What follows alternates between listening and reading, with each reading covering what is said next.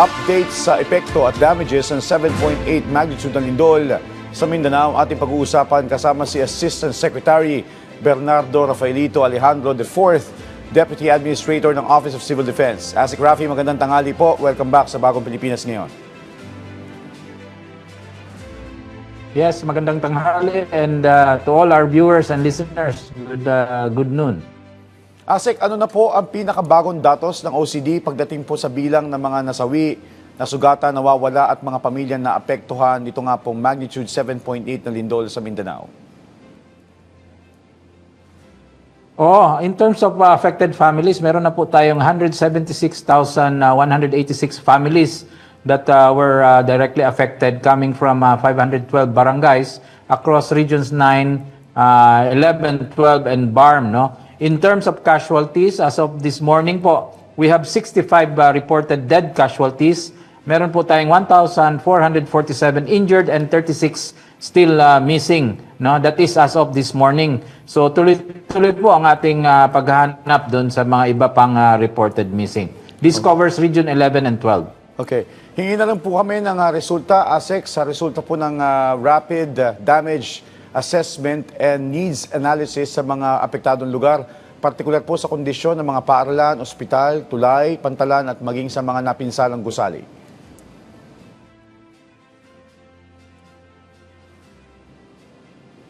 Yes, meron na po tayong cost of damage, no? Initial 1.13 billion in terms of infrastructure na nasira. So, meron po tayong 135 roads and 41 bridges that were affected. This is from regions 11 and 12, no? Yung ating airport na nagsara, yung ating General Santos Airport ay nagsara yan hanggang kahapon. But today, binuksan na po yan ng CAAP and commercial flights will resume as of today. So, there are 48 cities or municipalities na naka-experience pa po ng mga power outages. And classes are still suspended in 210 cities or municipalities while work was suspended in 158 cities and municipalities po. So tuloy-tuloy pa rin po ang ating pagkakandak ng rapid damage and needs assessment doon po sa ibang areas na affected pa nitong lindol. Okay. Follow up po, ASEC, maliban po dun sa General Santos Airport po na bumalik na nga po sa kanilang operasyon, alin po sa mga ito yung mga nananatiling may limitadong operasyon o nangangailangan pa na masusing inspeksyon? Yung po ba mga ospital natin ay bumalik na rin sa kanilang o kahit paano ay nakabalik na sa kanilang operasyon dahil ito po yung mga kinakailangan din ng ating mga kababayan? Opo, in terms of health facilities, no, wala naman pong nagsara or grabe ang effect doon sa mga hospitals. During lang the first 3 days, mayroong yung mga pasyente ay nilabas lang nila because of the aftershocks and nagkaroon po ng immediate assessment doon sa mga hospitals natin all across the regions 11 and 12. But so far as medical services is concerned, tuloy-tuloy po yan, both public and private. In fact, yung ating DOH po ay tuloy-tuloy po ng pag-augment, no? In fact, meron po silang field hospital na tinayo sa Glan, no? Para lang ma-augment yung existing facilities natin doon. But in general, yung ating medical services ay tuloy-tuloy po na ginagawa both the public and private hospitals po. Okay. ASEC, we understand na sabi nyo nga po ay nagpapatuloy pa rin po yung inyong rapid assessment, pero may mga lugar na po bang o pa po na nananatiling delikado para sa mga residente dahil nga po sa posibilidad ng pagguho ng lupa, partikular doon sa mga bulubundukin lugar, structural damage sa mga gusali o iba pang secondary hazards na maaari maidulot nga po nitong tumamang lindol?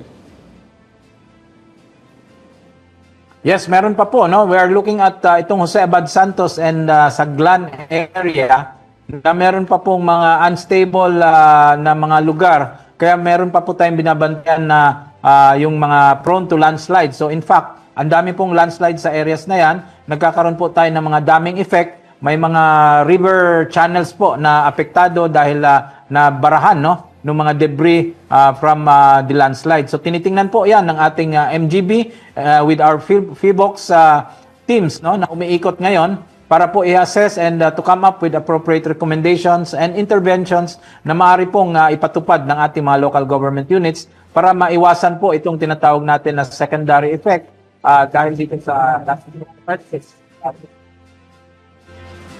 Okay. Asek? Right, medyo nawawala po yung inyong audio. Can we check kung tuloy-tuloy na po? Yes, Juan. Alright. Can you Asik. hear me? Alright. Okay naman po. Okay na po. Asek, hingi na rin po kami ng update. Nabanggit niyo po itong Saglan, Sarangani, na isa sa mga isolated towns.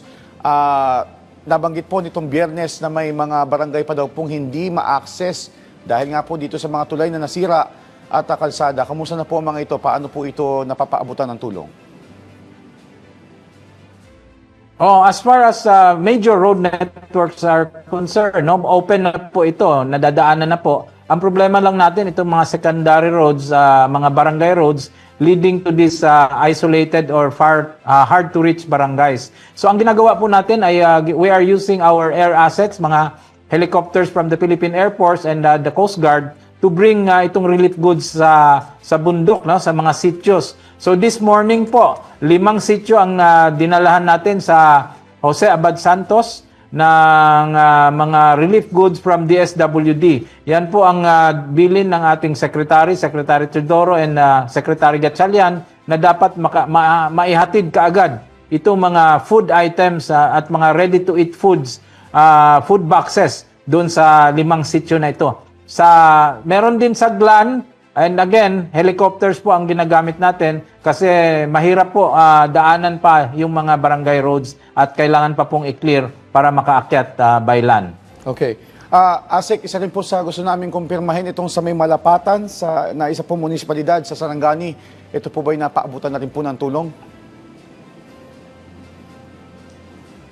Saan po yon? Sa Malapatan po. Malapatan, municipality po ng Malapatan sa may Sarangani po. Na napabalita po na medyo nahihirapan Opo. na papaabutan. Go ahead, Asik. Yes, isa po ito sa mga munisipyo na south of Sarangani, no, na tuloy-tuloy po nating hinahatiran ng mga relief items via airlift and of course itong via sea. Ginagamit din natin, nag-ship to shore procedures tayo kasi meron tayong mga goods na nanggaling sa Davao na using Navy and Coast Guard vessels. Okay. Asik, ano po ang magiging assistance naman ng pamahalaan pagdating po dito sa mga coastal communities kung saan naitala nga po ng PHIVOLCS ang ilang hindi pangkaraniwang geological effects, kagaya nga po ng itong coastal uplift? Ito ang tinitingnan ngayon ng PHIVOLCS and MGB, is titingnan yung mga struktura na apektado nitong nagkaroon ng uplift, no? Ang pwede namang interventions dito kasi karamihan dito ay fisher folks, no? Kung ano po ang pwedeng maibigay or nasiraan ng mga fishing vessel, yung mga bangka ay tutulungan natin yan. Yung livelihood siguro apektado but again, meron namang remedyo dyan kasi nag-move lang naman yung shoreline natin. We will coordinate with the local government units dyan kung ano pong alternate livelihoods na pwedeng ibigay sa kanila. But so far po, natutugunan po ang mga pangangailangan nila, pati na rin po yung kanilang mga requirements doon sa mga nasira nilang mga bahay. Okay. Asik, ilang lokal na pamahalaan na po ang nagdeklara din ng state of calamity sa ngayon. Ano po yung mga hakbang para sa mga lugar na ito para po sa mas mabilis na pagbangon o recovery at rehabilitasyon ng mga apektadong lugar? Opo, meron na po tayong 14 local government units from Davao Occidental, Sarangani, and South Cotabato na nag-declare ng state of calamity. No? Because of this declaration, mapabilis po ang mga procurement ng mga LGUs natin para makabili ng mga relief goods and of course, pag-conduct ng mga response and early recovery interventions. Isa po yan. And another one po, because of this declaration, meron po tayong price freeze na pinapatupad doon sa areas na apektado nitong lindol. Kaya dapat hindi po tumataas ang mga presyo ng mga basic commodities. Ang pinaka-importante po dito, it will hasten or fast track yung pagbibigay tulong ng gobyerno dito sa mga affected na communities. So with this declaration po, nakakatulong po ito in terms of our procurement and accounting procedures po. Okay. Sa assessment po at sa perspective po ng OCD, Asik, ano po ang nakikita ninyong hamon pagdating sa rehabilitasyon sa mga lugar na sinalanta po ng lindol? lalo na nga po doon sa mga komunidad na lubhan na pinsala na may mga establishmento at maging sa epekto sa ekonomiya nito? Oo, ang hamon natin dito is how to immediately rebuild their houses, no? Tapos ang isa pa dyan na tinitingnan natin, safe pa ba doon sila mag-rebuild doon sa existing area nila. So, isa po yan sa tinitingnan ng MGB kasi kung hindi na po safe doon sa lugar nila ngayon, we have to relocate them and construct new houses elsewhere. Kailangan po dito sa ating rehabilitasyon ay build back better and dahil po dito marami pong mga kabahayan na apektado. Halos umaabot na po ng 58,000 no? Sa 4 na regions but 11,000 dyan ay totally damaged. So, kailangan po mapabilis yung pagbigay tulong sa kanila in terms of assistance, shelter repair materials, pati mga repair kits. Kasi ito po ang kailangan natin. Tandaan natin, papasok na rin yung ating rainy season. Kaya kailangan po mapabilis, maayos at ma-rehabilitate ang kanilang mga kabahayan. Okay. So nabanggit mo, ASEC, 58,000 na kabahayan at 11,000 dito totally damaged o talagang tuluyan nasira. Kumusta po ang kanilang kalagayan sa mga evacuation center? Oo, tuloy-tuloy naman ang pagbibigay una ng mga pagkain doon at tubig, no? Sa mga evacuation centers. But ito po, tinututukan ng DOH yung kanilang mga health status doon. Kasi kailangan po ma-avoid natin na magkaroon ng outbreak ng anumang mga sakit, no? Sa mga lugar na yan. Kasi pag meron pong evacuation center, prone po yan sa mga outbreak na mga like diarrhea and other diseases, no? So yun po ang tinutukan ng DOH. All hands po sila and yung mga medical teams nila ay round the clock na minomonitor yung ating mga kababayan doon sa mga evacuation centers. But in terms of food and water po, wala pong problema. Tuloy-tuloy po yan galing sa ating DSWD and even from other agencies yung suporta doon sa ating mga kababayan na nasa evacuation center. Right. On that note, mensahe niyo na lang po sa ating mga kababayan na patuloy na bumabangon dahil nga po sa malakas na lindol na tumama sa Mindanao. Ito po ang dahil po sa utos ng ating Pangulo, no? Tuloy-tuloy po ang ating pagbibigay tulong. This is a whole of government, whole of society approach.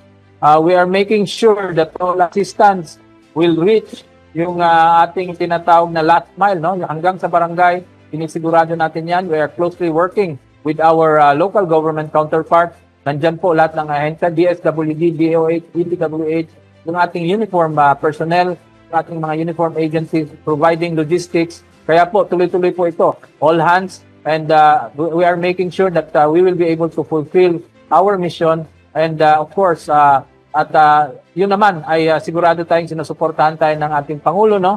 Sa direktiba niya na dapat tuloy-tuloy lang ang tulong na ibibigay natin. Okay. Alam namin, kayo po'y abala. Maraming salamat po sa inyong oras. Assistant Secretary Bernardo Rafaelito Alejandro IV, Deputy Administrator ng Office of Civil Defense. Salamat po, ASEC Rafi.